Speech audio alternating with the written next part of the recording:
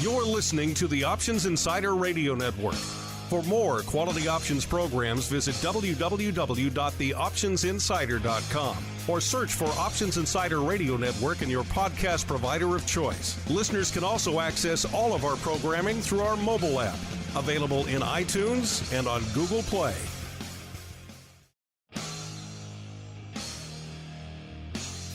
And now, it's time for the show that breaks down the options market from unusual activity alerts to market analysis, strategy overviews, listener questions, and much more. If it involves puts and calls, then our all-star panel will break it down. It's time to hit the Option Block with your host, Mark Longo from the Options Insider Media Group, and co-hosts, Uncle Mike Tosaw from St. Charles Wealth Management, along with Mark the Greasy Meatball Sebastian and Andrew the Rock Lobster Giovinazzi from OptionPit.com. And now, get ready to hit the Option Block. All right, everybody, that music means we are back.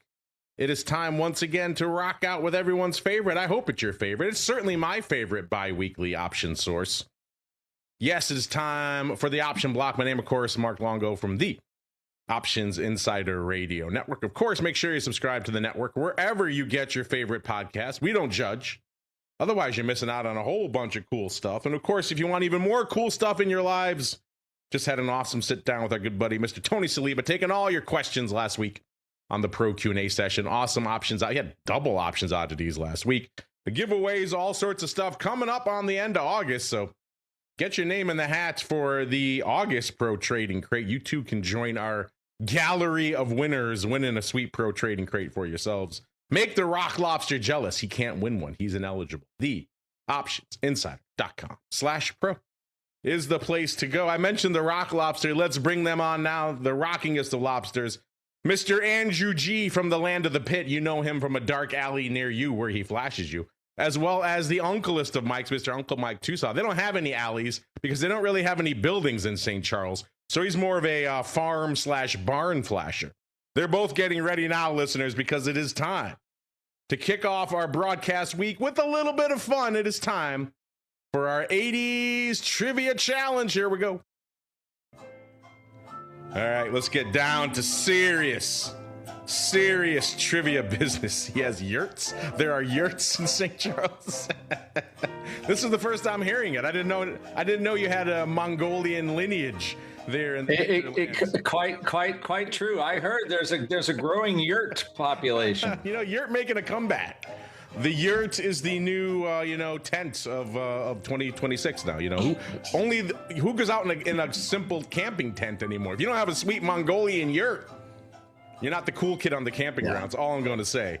All right, let's get out to some trivia business. I pulled the card fresh from our vintage box of 80s Trivial Pursuit cards. Listen, in case you wonder, where am I coming up with these questions? It's not me, listeners. It's the mad geniuses of 80s Trivial Pursuit. I hold the card in my hand. I wave it in front of the camera really quickly. Oh, you missed the answers. All right, here we go.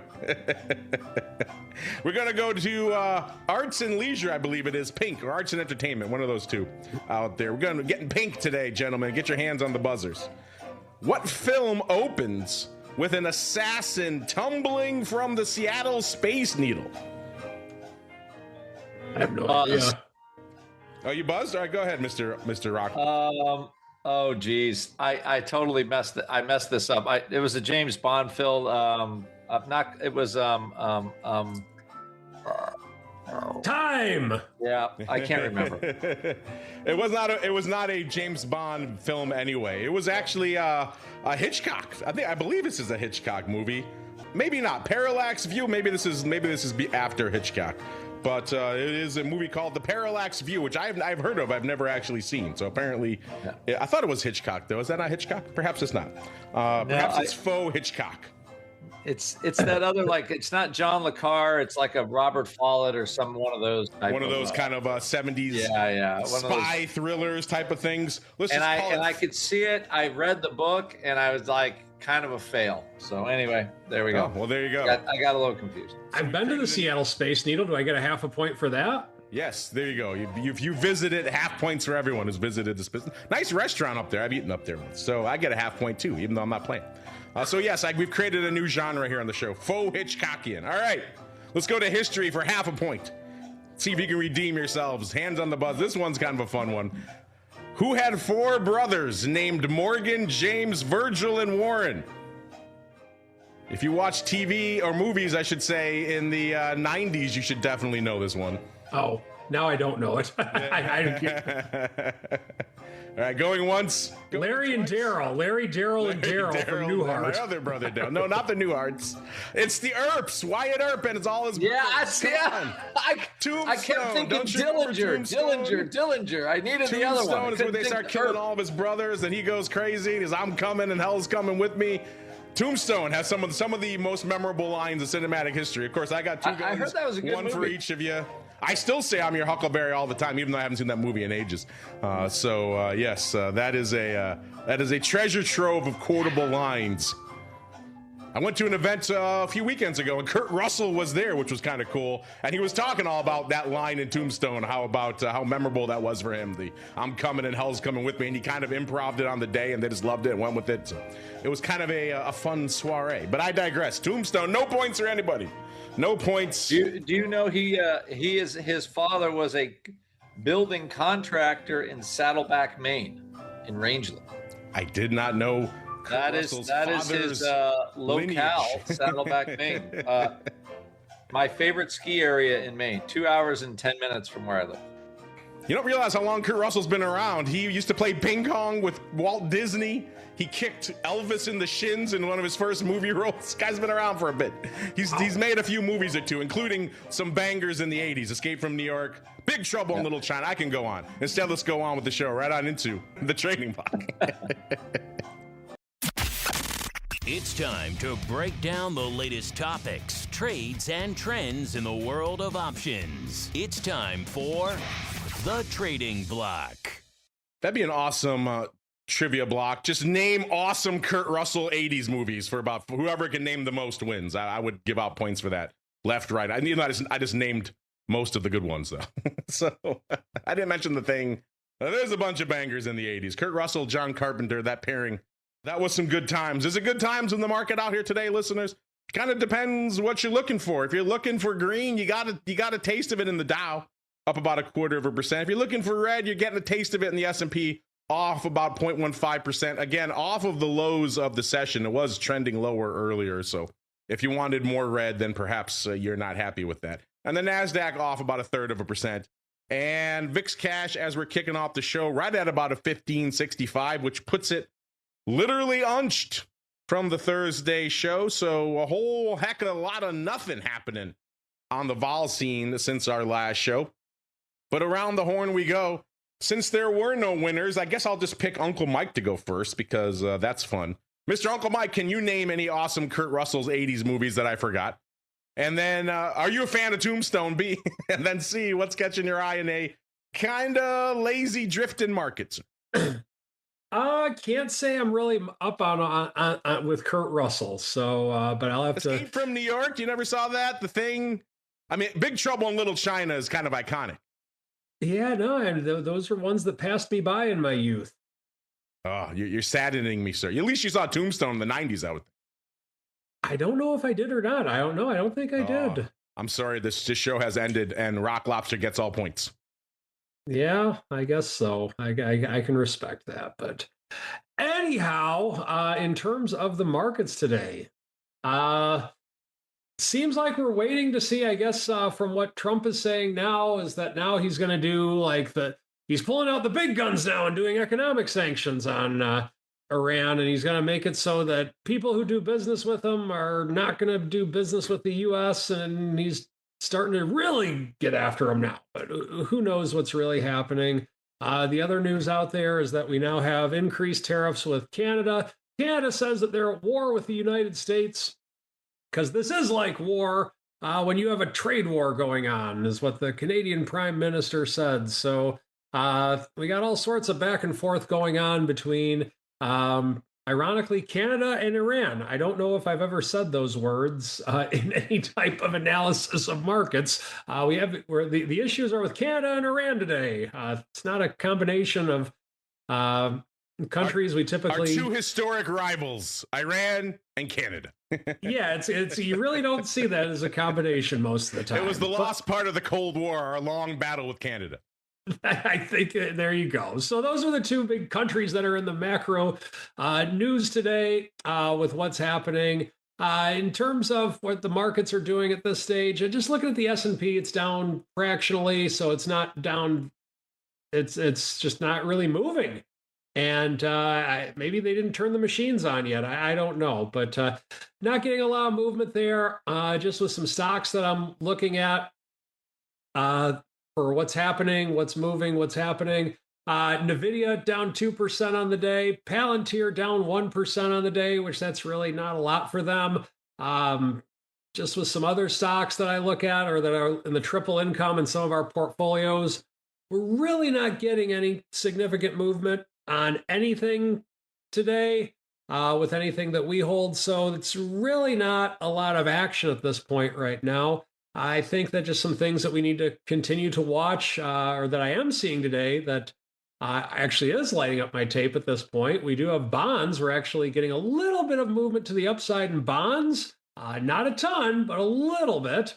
So there is that. Looking at the VIX, it's up 0.5% on the day. So really not a lot happening. I think that with where we're at with the markets right now, we need to keep an eye on Iran and Canada. We also need to keep an eye, not necessarily for the short term, but for the longer term over the course of the next few months, interest rates. That is going to be the big talk. If indeed the Iran conflict ever does calm down and we get things straightened out with Iran and Canada now. So we do have that. But I hate to be kind of the one to bear the bad news, but there's really not a lot going on right now. I don't know. If that's the case, sir, you have not been watching your nemesis market, the crypto market, sir. Going to be a banger crypto rundown coming up in about an hour or so after the option block, sir, because there's wild business afoot there. Bitcoin having its largest weekly gain ever. Crypto market's on fire. I know you're feeling the hype for Hyperliquid, sir. That one ripping the face off even of Bitcoin. So this past week, crypto liking a good intervention and also some positive news out of the administration talking up some crypto. So yeah, it's been a 1-2 punch to the upside, sirs. I kind of wonder, I thought your ears might be burning. On the flip side, sir, Uncle Mike, you do have some skin in this game. I would wager that your URL is now worth more than it has been in probably at least the last couple of years. Well, but why wouldn't it be like a contrarian play to crypto? Because if crypto's going up, wouldn't the valuation of my URL be going down? I'm talking up your asset and you're talking it down to me. Okay, if that's the way you want to view it, then by all means, sir. But yeah, I would say people who are like you, the more they see Bitcoin soar, the more they hate it, and they want a URL to reflect that, I would think. See, I'm not sure. I mean, it is. So for those of you that are out there on the market for it, it is for sale. Go to GoDaddy. It is listed right now if anyone wants to buy it. All right, listeners, take it off his hands. BitcoinReallySucks.com. This is definitely a week where that does not apply. Bitcoin, crypto, smoking just about every other asset out there. So kind of wild stuff. Mr. Rock Lobster, how much hype did you buy over the past week? And what else is catching your eye out there in the markets these days, sir? I have to honestly say, the good sport that I am, I hope Tosaw sells that for $1 million and he buys a new yurt. That's I could use a new yurt. Were you on like Mongolian YouTube or something? You're down the yurt rabbit hole, sir. You know what? As for some reason, it just came to mind when there was no housing. I figured some housing NGO will provide yurts somehow to St. Charles, Illinois. But I digress. Hey, we got running water. We got everything here. We got houses here in St. Charles now. We're doing good. But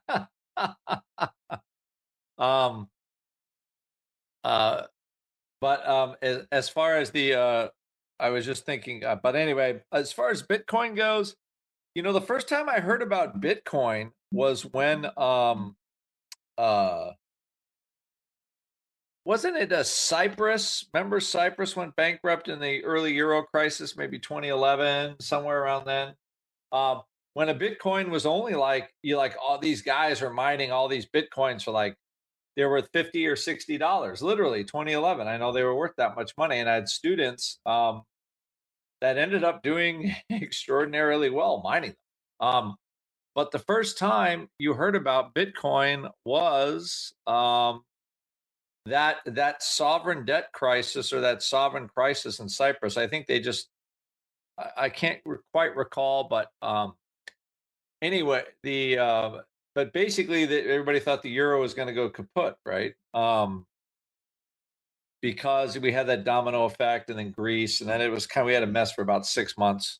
And ultimately, how did the Greeks get out of it? They stopped spending money. They took the hard path and cut their deficits, which I would say the U.S. has to do too. Just get back to 2019 spending levels and all the programs, and this whole bond shenanigan thing will go away. But apparently, there's a lack of will between all political parties to do what they're supposed to do. So the Bitcoin thing, making this move is probably, again, it's a very reflexive response to like sovereign debt issues. Bessent said he's going to use $1 trillion. And that's when like everybody goes in and buys Bitcoin. So I don't know if this is the end of it.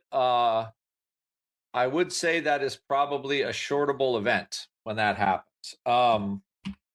Generally, when there's that sovereign debt crisis, that is a short-term top in these product in the Bitcoin products. So I have no position in it as yet, but I'm going to start to look at a little bit of the downside just because. Yeah, the IBIT puts are not that expensive, and if we get through this whole Jackson Hole thing and not much has happened, it would be hard to see that Bitcoin can maintain the bid that it has. So anyway, I am putting that out there for people to digest. Because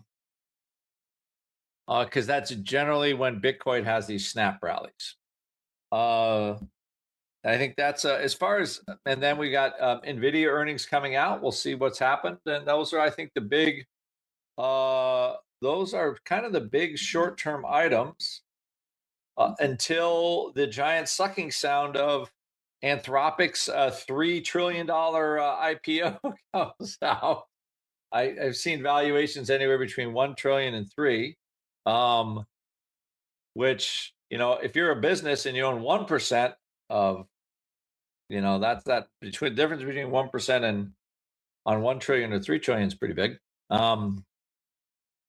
But I think those are that's supposed to happen in September. But right now, there's I think stocks are at very relatively high prices. Earnings were good this year, but in order to get some momentum, we need some new news. And the Treasury having to do some shenanigans is not generally the best news. I mean, it gives you some short-term headlines because that kind of monetary shenanigan always gives you short-term headlines. But overall or long-term, I don't think it's a great thing. And the market basically made a high when Bessent announced that swap last week. I think it was Wednesday. And since then, stocks have kind of done a stair step down. So I think that's worth keeping an eye on. And then, of course, like Mike said, you got NVIDIA earnings coming out in a day or two. Earnings. Who watches such things anymore, sir? Such quaint things. Of course, we do, listeners. Check out all the data we got for you lurking over there on the website. Let's see what's lurking out here in this market, shall we, listeners? Is it a banger day in the world of options? The answer is no, except when you get to crypto. I was just looking at some of the numbers for some of the crypto names we're going to break down later on today on the crypto rundown, and man, they're all back to life. It's doing serious volume out there. IBIT, Per, all the ones you love or perhaps you hate, ETH, Bitminer, all that cool stuff out there. Just blowing the doors off volume wise. So yet another reason to be subscribed to the full network, listeners. We'll be chatting about that coming up in a little bit. First, we got to slog through this equity stuff and this vol stuff that's not really doing a heck of a lot. We got our old pal VIX at 356,000 contracts, listeners. The ADV 792. So again, for the dog days of summer, that is a respectable number. The hot option out there in VIX land today, 38,000 of the SEP 20s, followed by number 2, 23,000 of the SEP 35s. Let's do a quick top 5 since we're here, listeners. By the way, if you're wondering, a SEP 20, 84 cents. Up to you whether you think that's worth it or not. Number 3, 20,000 of the OC 80s. Man, right to the fun. Number 4, 20,000 as well of the OC 85s. And number 5, 20,000 as well of the OC 70s. Those are going for a clean 25 cents, a quarter for the OC 70s, listeners. Would you trade that? Oh, we got all kinds of fun going up out here today in upside in VIX land. We got 20,000 each of the OC 65s, 70s, 80s, 85s, 90s, and pars, the 100s. So are they buying 1, selling 5? It is possible, listeners. Could be a bit of a funky tree ladder. The old 1-5, buy the 65s, sell everything else above it. That could very well be. I'll have to dig into what exactly they're up to out here. But that is a bit of funk to the upside here. Listen, that's really the only thing going up in VIX land today. SPY, a little over 6 million right now, 6.15 million. So again, these are kind of dog days, the summer numbers, listeners. The S, 2.5 million right now. The ADV in the S right now is a little bit below 5 million, though. 4.85 million out there in the SPX, listeners. So not probably going to hit that today unless things really spice up. But again, it is August, listeners. Small caps finally taking a bit of a hiatus out there, at least in terms of volume. Small caps only putting up 656,000 contracts. If you're wondering, though, small caps feeling the heat today, off about 0.2%. And the Qs at exactly 5 million contracts right now, listeners. That ADV 7 3/4. So the Qs actually looking fairly robust out there today. Everything else is pretty much at or slightly below even their ADV. They're halfway to their ADV right now. So kind of interesting stuff. We'll see if the second half of the session can deliver out there, listeners. Are single names delivering out there, listeners? Is it a banger day in single name land? Well, the answer is it's slightly above our bar for respectability. And once again, talking about crypto kicking us off. Number 10, it's the monster, aka MSTR. Man, they are looking pretty monstrous out there again, listeners, just roaring back to life over the past week. They're up about $2.85 today, trading 122 and a dime out there. They topped out earlier today at nearly 128. Over the past week, they're up, nearly 30%. So just a wild run in the monster. Of course, it is inextricably linked to what's going on in good old BTC. So one goes up, the other has to follow. But they've been kind of choking on their holdings for a long time. This run threatening 80K right now in Bitcoin. This might get us at their break-even level. I do believe their level for a lot of their holdings was somewhere in the high 70s. So this could get us above break-even for them, which is the one thing they kind of needed. The clock was ticking for them. Their debt was coming due next year. If Bitcoin languished back around 60,000 for the rest of the year and into next year, then things were not looking great for the monster. But right now, looking pretty good.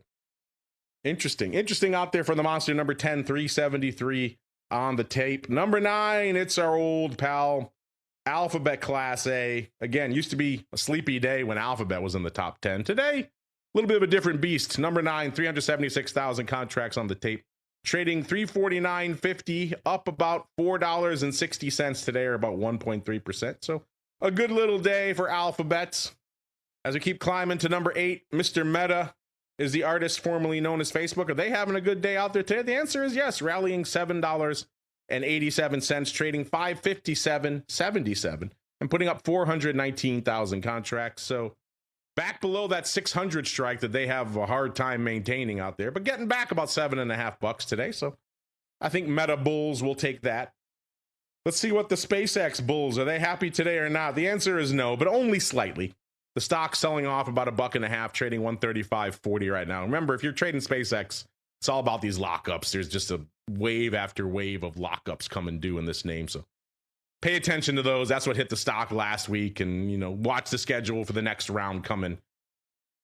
SpaceX number 7, 483 on the tape today. So I guess Mama Lobster has a sad face, a frowny face, because SpaceX is red, listeners. Let's keep rolling to number 6. It's the Amazonians, listeners. Are the Amazonians having a good day? The answer is yes.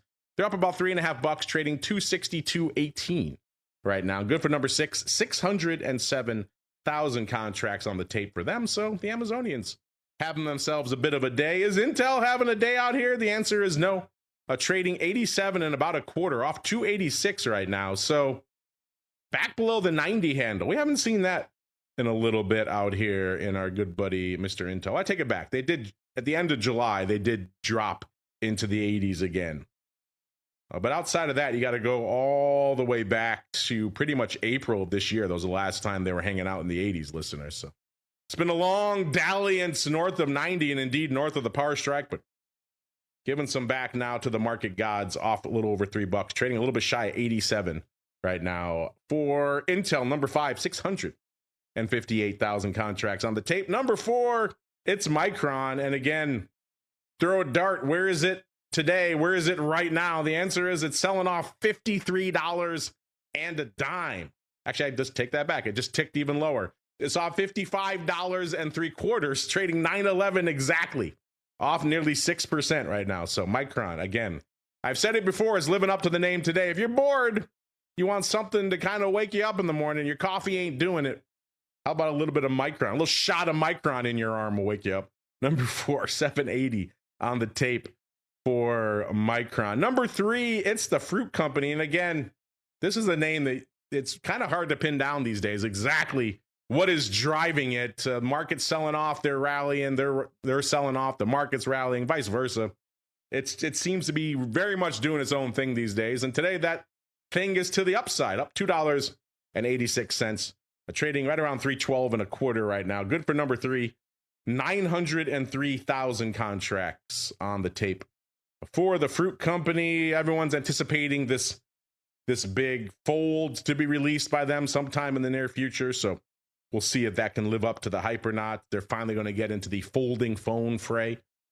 We'll see what's going on in Tesla for number 2, listeners. Tesla selling off nearly $7 today, $6.90 right now, trading a little bit shy of 356 and putting up a little bit shy of 2 million contracts for the number 2 spot out there today. So day that ends in Y, crazy dust up in Tesla. And then the big dog, number 1, it's NVIDIA, looking a wee bit smaller today, selling off 5 and a quarter, trading right around 209.40 right now, off nearly 2.5%. So not exactly getting a lot of love heading into their announcements. So we'll see if maybe they can play the bait and switch game as well as Musk and Apple have done in the past. We'll see. NVIDIA, number 1 today, 2.3 million contracts on the tape, listeners. But of course, speaking of earnings, there are still a lot of earnings popping off, including a lot of international names popping off today. Let's go beyond today, though, to tomorrow. How about Dick's Sporting Goods? They're popping off before the bell out there, into it after the bell tomorrow, as well as Zoom, the former COVID darling out there. Wednesday is the big day everyone's kind of keying on. Everyone's really hyped for Kohl's, of course. That's the big one. Okay, I'm kidding. It's actually Salesforce.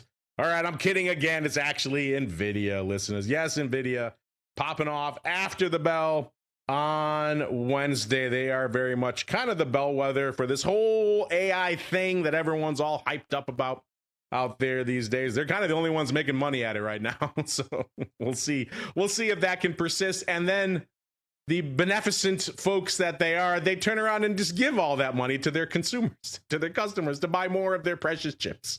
So it's a virtuous circle at NVIDIA. They profit, and then they hold the umbrella over their customers and say, here you go, kids, buy more. We'll find out how that's working for them on Wednesday, listeners. And then Thursday, got some other names popping off. It's Uncle Mike Day, I like to call it, in earnings season, because that's when we get the value names, the Dollar Trees, the Dollar Generals, the Burlingtons. They're all popping off on Thursday. So it's going to be a hot day for Uncle Mike. I'm not sure if he's going to have time to be on the show on Thursday. He's going to be jumping from one earnings announcement to the next. I got stuff to do, baby. The rumor Per is popping off on Thursday as well, but we've heard that in rumor a few times now. It's always kind of a weird moving target with the quote unquote earnings of these effectively, these treasury names. All they do is buy a crypto asset. Do they really have earnings? But that said, they do have these announcements, and we've heard rumblings about Per having one. We'll see if that's the case on Thursday or not. Right now, looking at the updated move results, we have them hot off the presses from our friends over there at Orats. And you know what, listeners? We did have a name popping off this morning. We haven't talked about this one in a little bit. It's our old pal, Pinduoduo. Well, technically, it's PDD Holdings now because they own Pinduoduo and also Temu. So it's kind of like a 2-for-1. But ticker symbol, good old PDD. Haven't talked about PDD in a while here. But they were popping off before the bell. They were pricing in 6.7%. And as of this report this morning, they had only moved 0.3%. So they were doing a whole heck of a lot of nothing. So premium sellers rejoice. As of right now, they're off about $1 or a little over 1%. So there we go, listeners. I guess if you're looking for the name to sell some juice in, apparently Pinduoduo was the one, listeners. We also got some ticker coming up that just struck me. We have never discussed this one before. I have no idea what they do, but the ticker symbol is GRRR, G-R-R-R. That's bringing a smile to my face, listeners. This is Gorilla Technology Group. They're trading exactly $16 right now. I don't know what the hell they do. Do they make Gorilla Glue? What kind of tech are they doing? I don't know, but they have an awesome ticker. And right now, GRRR, they were pricing, oh my goodness. They were pricing in nearly 20%, listeners, 19.1%. As of this report, they had only moved 1.4%. Holy crap. And as of right now, they've only moved 6 cents, about 1/3%. I take it back. Pinduoduo wasn't the screaming vol sale. It was freaking Gorilla Technology Group. See, listeners, these are the kind of nuggets you come to the show for, and that's why you check out all this data we give you for free on the website, because you can find nuggets like this. I need to do a little digging into what the hell GRRR is all about, listeners, but I'm loving the ticker. GRRR. Check it out there, listeners. If you want to check out all the data we have popping off for you, we got Dix before the bell tomorrow. They're at 183.25 when we ran this report. Past, they've moved 14.82, and now they're pricing in 12.75. So up to you whether you think that's the right move out there, listeners. Into it after the bell tomorrow. 367 even is where they were trading. They were pricing in $30.50. In the past, they've moved 24.75. So a fair amount of extra juice into it. And then we're going the other way for Zoom after the bell tomorrow. 107.5 is where they were trading. They were pricing in a little bit shy of $5. In the past, they've moved 7 1/3. So seems like a fire sale on vol in Zoom, listeners. And of course, the big boy, NVIDIA, 26 after the bell, 214.75. It's where they were trading, listeners. When we ran this report, obviously they've sold off a bit already today. They were pricing in about almost $12, 11.84. In the past, they've moved 10 1/3. So pricing in a little bit of extra juice, kind of hard to argue with that. Let's do one of the Uncle Mike bargain duos. Let's go out to Dollar General. Why not? 123.41 is where they were trading as of this report. They were pricing in 10 1/4, listeners. In the past, they've moved 10.85. So a little bit light on the juice. And let's go to Per, because even Orats saying, Flowmaster's been saying for a while that it's on his system. Now Orats is saying it as well, that it is on the 27th. So you search around for it online, they're saying September. It's all kinds of wild dates being thrown at you. But they're saying Per on the 27th. The stock was $10.50 when we ran this report. It's obviously already moved to about $11, if not higher right now. Per, when the president talks you up, you know he's not shy of talking up his own holdings. The stock's going to reflect that, and we're seeing that right now. $10.50 is where it was as of this report. They were pricing in $1.50. In the past, they've moved a whopping quarter, listeners, 0.26. My goodness. Man, Per is just the beast of the hour right now, listeners. If you're not feeling the hype, I got a feeling you soon will be. Right now, the season 98%. So a rare underperforming season right now. We have not seen one of these in a couple of years. And to the point where we were saying, when is the worm going to turn? When is the earnings vol explosion finally going to run out? Maybe that is this cycle. We'll see. NVIDIA could obviously change that. But right now, we're hanging right below that threshold, 98%. That said, this week so far, all 24 names that have announced already, so nothing. They're a banger, 165%, so they might turn us around. But this week needs to really knock the cover off the ball to make it a positive cycle. We shall see, listeners, as we also see what the Eye of Sauron has in store for us. It is time to get odd. It's time to break down the most interesting, unusual, and downright questionable options activity that's been identified by theoptionsinsider.com. It's time for the Odd Block.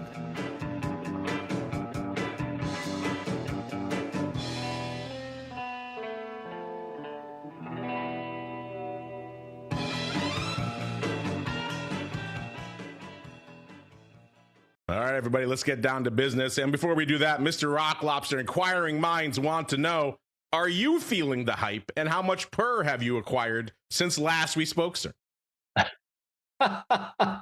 Somehow PER missed my you're not my, doing your due radar diligence over there in the pit, sir.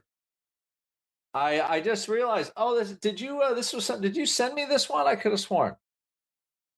Yeah, we send you all of these things. I'll send them again so you can follow along with the show. Well, when you have a stock called Hyperliquid Strategy, I mean, right there. You literally are feeling the hype if you trade it. Yes, because it is in the name. You have no excuse.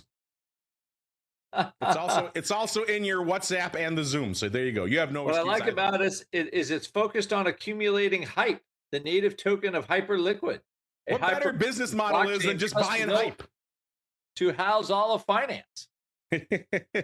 You're just buying the hype, baby. They're literally buying the hype. Everyone's talking about the AI hype. They're literally buying it. And hey, the president seems to like it. So there you go. That's all you need in this market, sir. You can't make it up. That's just too good. I'm sure one of his kids is on one of the boards of PER or something like that. So who knows? It's all in the family over there. As we keep rolling, let's go out to, this is a name we haven't talked about in a while, Mr. Rock Lobster. This is the name I kind of washed my hands of. You and I used to trade this back in your sojourns on oddities. I kind of washed my hands of it. I think I overwrote my last equity holding with some calls and finally got called away, thankfully, mercifully.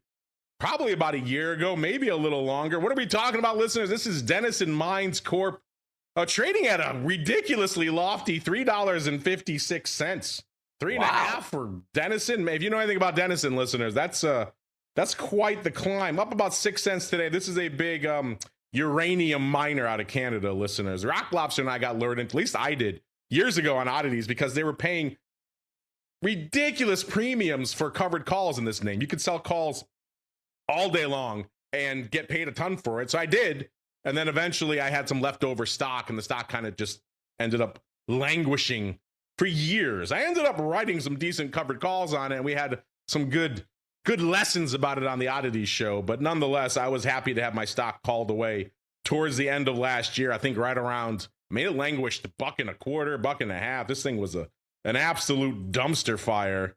$1.19 was the low. Actually, no, it was lower than that. It was about $1 back in 2023, $1 exactly. So this thing has languished. When it got up to $1.50, people were really excited. When it got up to $2, people were giddy. When it got up to about 2.5, a little bit north of that, I sold my calls as aggressively as I could, and I got the hell out of Dodge. That said, listeners, the stock's had a pretty decent year now. It's up about $1.50 or about 70%. Well, if you've been watching this uranium market, it's hot, it's cold, all these names, whether they're the miners or the reactor names like SMR, the whole, let's call it the radioactive market, for lack of a better term, has been kind of wild over the past year. This stock, actually, I neglected to mention this. It did have a quick dalliance when everyone was loving all things uranium. Actually, around $4 and change at the beginning of this year. That was very short-lived. It came right back down to sub $3 in June. And it's been hanging out there. Actually got as low as about $2.60 again back just a few weeks ago. And ever since then, been on the nice little climb again, up looks like about 70, 80 cents or so to where it's trading right now, a little bit north of $3.50. So Denison feeling the love. And Mr. Rock Lobster, perhaps this is cementing, I should say, this just Denison euphoria. Because someone's coming in today saying, OC4s, how are they? They got 15 cents at 20. They said, done. I will pay 20 cents for all the 4s you got. In this case, 10,000 of them, Mr. Rock. I can't remember the last time somebody was aggressively buying calls in Denison, sir. Is that it? Has the worm turned in Denison? Is it back? Are the bulls acquiring again, sir? All I would say is, I think back in the day, we would sell the stock was like $1.10, $1.20, and we would sell the 150s for like 20 cents. Oh yeah, they were really juicy. Yes.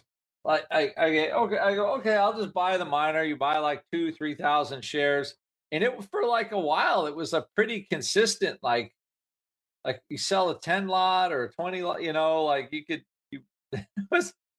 actually make some money by riding that for a while. Oh, it was a great trade. I think at one point they were paying like 30 cents for the 2s, and the stock was around $1.20. Yeah. It was wild. It was crazy. Yeah, it was something. And yeah, I did get my stock got called away, and then I just was like, yeah, it's $1 forever. I have since switched my my degenerate small dollar mining interest into THM. I'll just tell people it is a silver, Mike Tosaw, silver miner that John Paulson plays with. I think like a jingling coins in his pocket. However, it does make nice trips from like the mid 1.5 to like $3, and then it doesn't do much else. But I did switch my attention to something that I thought would be a little bit more active. I'm currently long it right now. Does this call paper make you want to get back in on the Denison train, sir? Are you riding? Well, you know what's funny is I was just looking at the price of the options. I mean, this is one that the Viceroy would actually, he might be, it's a $4 stock, buy the stock. But when you can buy the, when you can buy the 4 calls for 20 cents in October, the 4 call, I mean, that's not too bad. I gotta admit, for all the crap I talk about Denison, I don't hate that level either. You're getting some duration. It's not a huge outlay. Yeah, I mean, for when you buy calls, like for students in here, buying calls is the hardest thing because it's hard and it's easy. If the stock goes up real fast, it's easy to kind of set a stop. And that way, you have some room and your call can run. What's hard to do is when they kind of don't do anything. You're up a dime, you're up a nickel, you're up 50 cents, and then decay starts showing. How long do you stay in? I generally if I'm going to buy calls and stocks, I like longer term options because they just don't decay that fast. Because short term ones, you got to be pretty fast. So, if you're trading, that is. So I don't hate these for 20 cents. I mean, I would rather buy the October 4s at 20 than the weekly calls for 20 that were $1 out of money or whatever we sold. Yeah, I mean, I used to be able to sell the 2s for like 30 cents. I'll pay 20 cents for the 4s and get a lot more time to do it. We were selling like 1 month out. Yeah. It was a wild time, sir. We were all kind of crazy. It was the Wild West for a while, but you see this and you're like, is there going to be some nuclear announcement? I've been waiting for for the DOGE to go running through the Nuclear Regulatory Authority and try to get some reactors greenlit in the United States. Get into 2026. Get into the next millennium, as it were. And they were really still slow. That was my favorite thing. Nixon, he was going to do the nuclear power thing. And then right after that, he created the NRA, and then we never had another nuclear reactor. So it's 50 years later. I can't remember, we've been running nuclear submarines and aircraft carriers for 40 years, 50 years, 60 years without incident. So I think they can do it if they want. We just got to kind of get rolling. So speaking of nuclear reactors, I know you were really big on SMR for a while. You still on that one, on that train? Yep, I still I own shares. I got rid of it at different prices, and then it went to 50, and I cried because I didn't own any up there. But I've been reaccumulating it down here. Well, I thought for sure you were riding it up, though. When I saw it at those levels, I was like, oh, dinner's on Rock Lobster next time I see him. No, I got taken out by I got taken out in the 20s. I mean, I bought it for, maybe that's why I'm still working. I never bought it at 3 and rode it to 50, but I did sell some in the high teens and low 20s, so I didn't feel too bad. There you go. I'm feeling some of that right now. I overwrote some of my PER, so I'm not feeling all the extreme upside right now. We'll see. Maybe I'll get back in when I'm feeling the hype again, Mr. Rock Lobster. But I digress. That's a conversation for the Crypto Rundown, because it's Monday now. It's time for a conversation with Uncle Mike on the Strategy Block.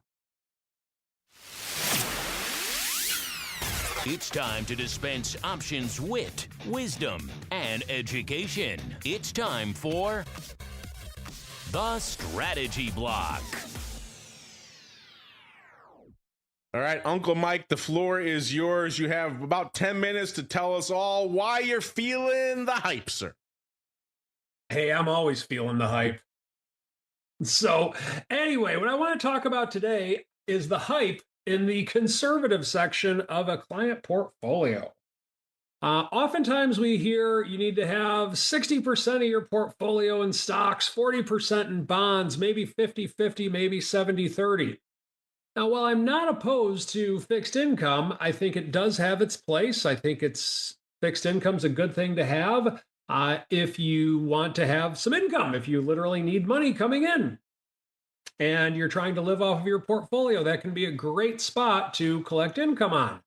However, I do feel that it's oftentimes overused for people who don't necessarily need income with that part of their portfolio. And there's other instances for it. We can talk about that in another strategy block. But what I want to go through today are some potential alternatives to fixed income. And they're really not that overly complex when you break it down. For example, two of them that come to mind that I really want to go through today, one of them would be simply buying an index and buying a protective put. So in other words, let's say that you were to buy SPY. Now, of course, that shouldn't be in the low risk section of your portfolio by any means, because you do have market risk. However, if you buy a at the money put option on SPY, and I've back tested this for roughly the last 10 years or so, you have outperformed fixed income very consistently. The same would hold true. And let me rephrase that. You outperform fixed income, but you're also outperforming short-term bonds, mid-term bonds, long-term bonds. And you don't have any risk besides the principal that you paid for that put option. By doing that, you're not able to get consistent income, but over time, it can be a way with which to have a more conservative outlook in a section of your portfolio as an alternative to simply fixed income. Another way with which you can do it are collars. There's collars available on various stocks that the call wing of that stock is so high that you can actually have the ability to go 1 year out with your collars and set them up at a close to 0% risk and up to a 10% potential gain if you do a collar 1 year out. Now, should these be the only things for your fixed income portfolio or the conservative section of your portfolio? No, not at all. But what I do want to mention is that if you're an option trader and you know how some of these strategies can actually work, they can be a very lucrative alternative. The thing that I like to point out is that right now, AGG is an aggregate bond ETF that tracks a little bit of everything in the bond space. It's down slightly on the year if you want to factor in the yield payments with which it's had. If you don't want to factor in the yield payments, it's down a little bit more than slightly, but you have that. But also, if you were to have bought SPY at the beginning of the year and bought just a 1 year at the money put option, you'd be up pretty significantly right now, and I would argue with even less risk. So the strategy for today is to have an idea of a lot of these conservative option strategies that can really give your portfolio a shot in the arm with taking on what I would contend as even less risk. All right, listeners, let's give our show one final shot in the arm as we go around the block. It's time to tell you what we'll be watching on our trading screens until the next episode. It's time for Around the Block.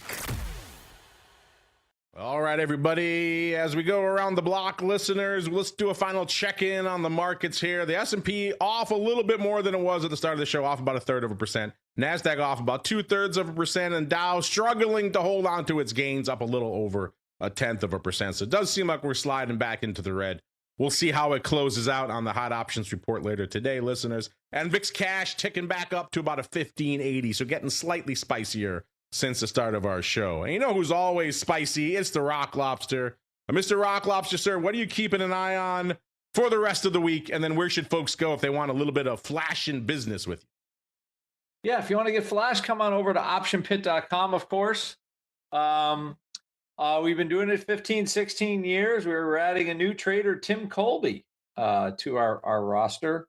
But what am I watching? NVIDIA earnings. I think if anything, helps out also, that could change sentiment one way or the other. My guess is they're going to sell a lot of chips. And number two is there's a little bit of thing. There's a little dust up now. Trump might start sanctioning businesses that do business with Iran. So take a look at that. That could be a little piece of uncertainty that hits the market this week. So keep an eye for that. And those are really the two big issues until we get this Anthropic IPO coming out in September. And until Rock Lobster goes and buys all the hype, because he's feeling it, listeners. He's feeling the hype. $2 trillion worth. Don't let his curmudgeonly tone fool you. He's feeling that. And Mr. Uncle Mike, you're always feeling the hype. What are you keeping an eye on for the rest of the week, sir? Well, I think we need to continue to watch how bonds react to everything, in addition to NVIDIA earnings, and I think everything macro at this stage. This market could turn on a dime, and we just need to be prepared for it. So that is what I'm watching. And that music means we have come to the end of our sojourn through the world of the old OB. But before we go around the horn, Mr. Uncle Mike, sir. We unfairly besmirched your beloved St. Charles at the start of the show. Said it had no big buildings. Rock Lobster said you're living in Yurts, so you can take that up with him, sir. But if you want to defend your hallowed grounds, and maybe people want to come see the St. Charles Yurt for themselves, where should they go? What should they do? Well, I'm not aware of any yurts, quite honestly, but now I kind of want to get one after the talk of it. If you are looking for a financial advisor who likes the option product, please reach out to me, stcharleswealth.com. Book an appointment with me. Always happy to talk with any of our listeners. I have a lot of material out there as well. Go to YouTube, type in St. Charles Wealth Management. Just released a video on sequence of return risk and how it can be helped with a covered call strategy. Follow me on LinkedIn, follow me on Facebook, follow me to St. Charles, the pickle capital of the world, and maybe we can find a yurt somewhere if we look hard enough. There you go, listeners. Check them out. stcharleswealth.com is the place to go. We got to get on out of here. We'll be back, though, in about an hour talking all things crypto. A lot of people will be feeling the hype, I would think, on that show. Listeners will be joined by some special guests, so stay tuned for that. Should be a fun one. And then back again to wrap up our broadcast day with a little bit of the old hot options report, then back throughout the rest of the week with our usual array of content until we're back again on Thursday. Another episode of the Option Block. Stay safe out there, everybody.